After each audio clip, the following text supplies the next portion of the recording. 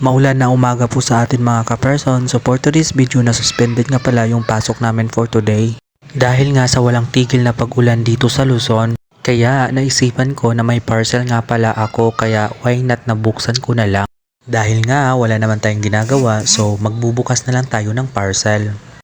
Actually, sa day off ko sana ito i-unboxing, pero naisip ko dahil wala nga akong pasok, ngayon ko na lang bubuksan. So, ito na nga mga ka-person, nag-order nga pala ako ulit ng Herbal Hair Essential Oil galing sa R Top R Philippines.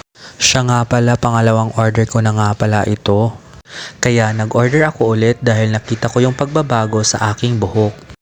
Mula nang ginamit ko tong Herbal Hair Essential Oil na galing sa R Top R Philippines. Kaya sa mga ka-person natin dyan na naglalagas na ang buhok at tumataas na ang hairline, subukan nyo po itong product na ito. At hindi kayo magsisisi dahil proven and tested na po siya. Medyo matagal nga lang ang pagtubo ng buhok pero at least may pagbabago.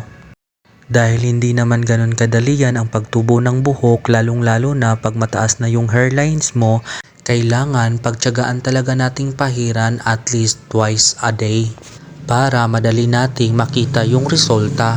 Pero wag kang mag-alala mga ka-person dahil mabango po itong product na ito. At hindi lang yan, nakakakintab pa ito at magiging smooth pa yung buhok mo and shiny. So sa mga hindi pa nakakaalam kung paano ito gamitin, may video po akong unang naipost.